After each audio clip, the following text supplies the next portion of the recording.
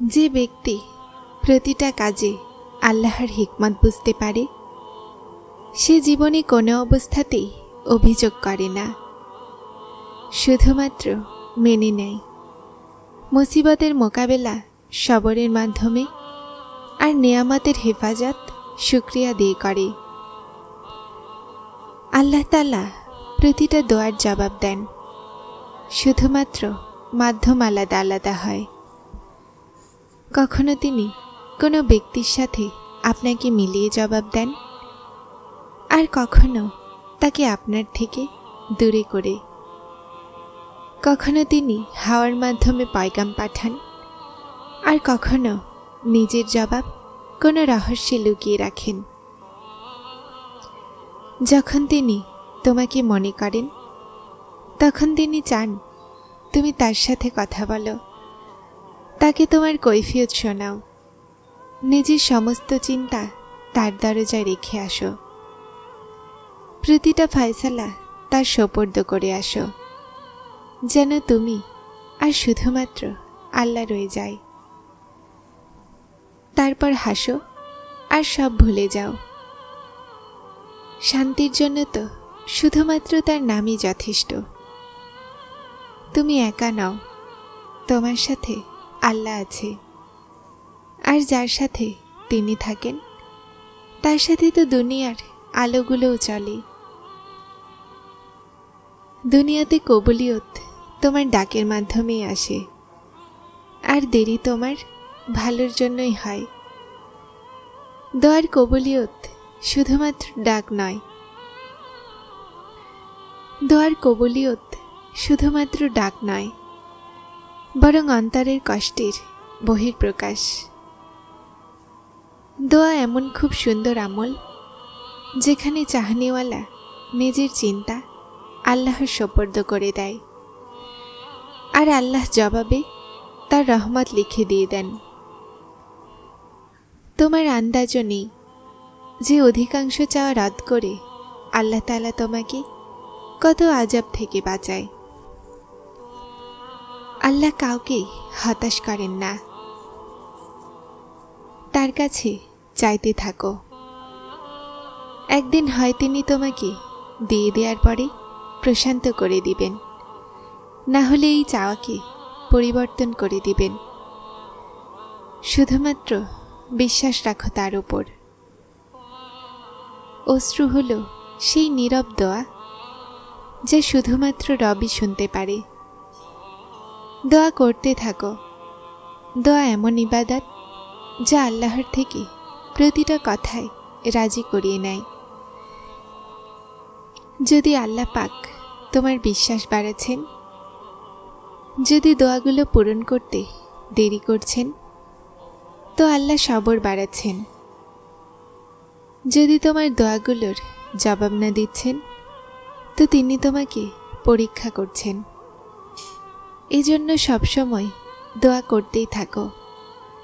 দোয়া এমন আমল যা তকদিরকে মাথা দিতে পারে। মজিজা হয়, নীরব দোয়াগুলো বাস্তবতা পায়, আর ভাঙা হৃদয় জুড়ে দেয়া হয়। এই সব কিছুই তাই যা নামাজ আর দোয়ার মাধ্যমে হয়। আল্লাহ যখন তৌফিকে দোয়া তোমার ভাগ্যের অংশ হিসেবে লিখে দিয়েছেন, তো কবুলিয়তের মজিজা আপনা আপনিই হতে শুরু করে। মজিজার রাস্তা তো আল্লাহ শেষ সময় পর্যন্ত খোলা রাখেন। তাই তুমি তখনও দোয়া করতেই থাকবে যখন তোমার কাছে কবুলিয়তের কোনো কারণই বাকি না থাকে। কেননা নিরুপায় তুমি, উনি তো মুহূর্তেই নসিবকে বদলাতে পারেন, আর মুহূর্তেই অন্তরকে বদলে দিতে পারেন।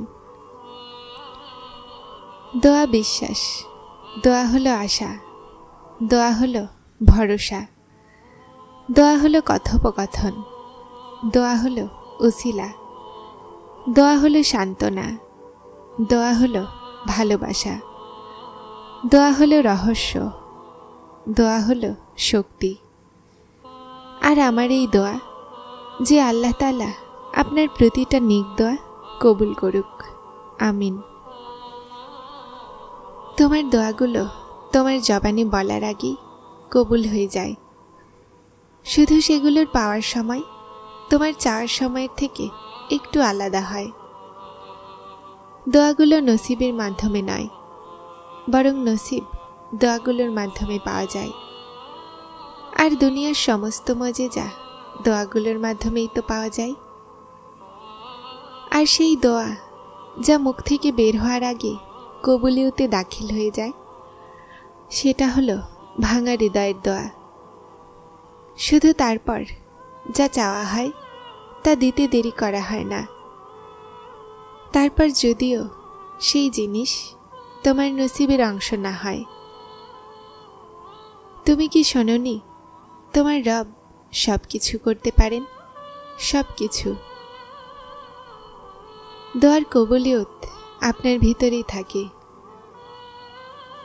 যখন আপনার ইখলাস, আপনার নিয়ত আর আপনার দোয়া একটা ফ্রিকোয়েন্সিতে জমা হয়, তো দোয়ার কবুলিয়ত অবশ্যই আসে। আল্লাহ জায়া করবেন না তোমার দোয়া আর তোমার সবর। একটু অপেক্ষা করো। যখন তুমি সব কিছু শেষ হয়ে যাওয়ার পরও এই বিশ্বাসের সাথে দোয়া করো যে তিনি ছাড়া কেউ তোমাকে কিছুই দিতে পারবে না। যখন তুমি সিজদার পর সিজদা করো, যখন তুমি নিঃশ্বাস না নিয়ে তার নাম ধরে ডাকতে থাকো, তখন তিনি তোমাকে দেখে হাসেন। তখন তিনি তোমার বিশ্বাসের মান রাখেন, সব ওয়াসওয়াসাকে শেষ করে দেন। খুব জলদি তুমি তোমার ফল পেতে চলেছ ইনশাআল্লাহ। আল্লাহর রহমত নিকটে। চিন্তা করো না, আল্লাহ তোমার সাথেই আছে। হতে পারে আপনাকে মনে রাখতে হবে বিশ্বাস ছাড়া দোয়াগুলো সম্ভব নয়। দোয়াগুলো সব কিছু করতে পারে, সব কিছু।